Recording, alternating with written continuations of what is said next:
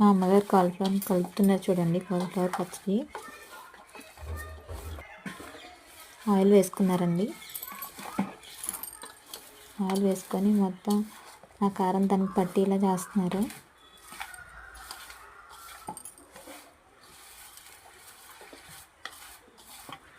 చూస్తుంటేనే నోరు ఊరిపోతుందండి. నాకు చాలా ఇష్టం కాలీఫ్లవర్ పచ్చడి అంటే.